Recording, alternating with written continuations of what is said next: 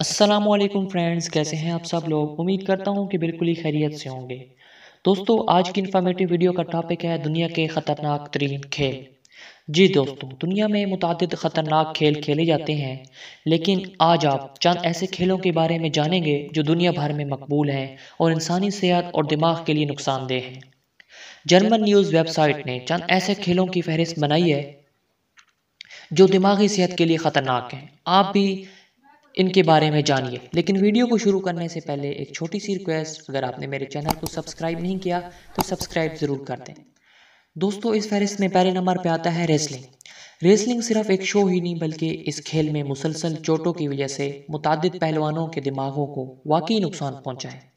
Canadian पहलवान Chris बेनवाट ने 40 वर्ष की उम्र में खुद को गोली मारकर खुदकुशी कर ली थी।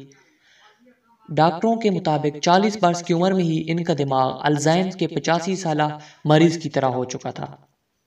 तो दोस्तों, दूसरे नंबर पे आता है बॉक्सिंग। जी बिल्कुल, ज़्यादा दबाव वाले खेल खेलने से दिमाग को नुकसान पहुंचाने वाली बीमारी को डॉक्टर बॉक्सर सिंड्रोम कहते हैं।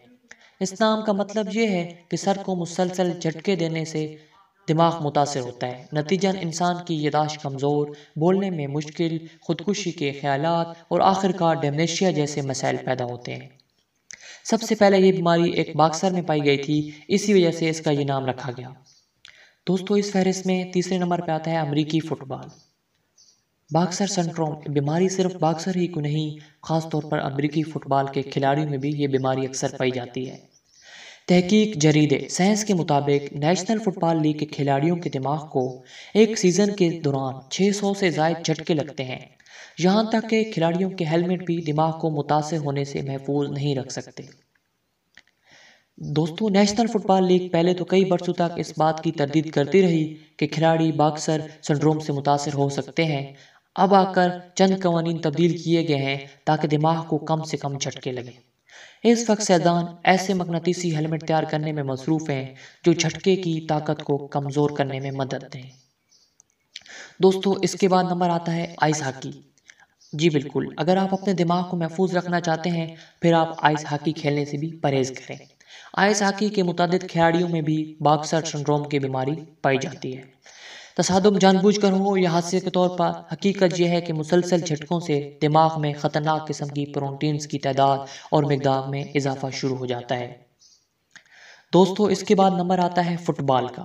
जी बिल्कुल दोस्तों, ये बात मुज़हका खेज़ लगती है कि फ़ुटबॉल भी ख़तरनाक बीमारी है, लेकिन हकीकत यही है। कई फ़ुटबॉल खिलाड़ी भी इसी मर्ज़ में मुब्तला हैं और इसकी वजह मुसलसल हेड स्ट्रोक है। फ़ुटबॉल में सर को लगने वाले झटके इतने ज़्यादा ख़तरनाक नहीं हैं जितने कि अमरीकी फ़ुटबॉल या फिर आइस हॉकी में लगने वाले झटके हैं, लेकिन बज़ाहिर बेज़र नज़र आने वाले झटके भी नुकसानदेह हो सकते हैं। तो दोस्तों, उम्मीद करता हूँ कि आज की वीडियो आपको पसंद आई होगी। अगर आपको आज की वीडियो पसंद आई है तो चैनल को सब्सक्राइब ज़रूर करें और वीडियो को लाइक करें। ख्याल रखें अपना। अल्लाह हाफिज़।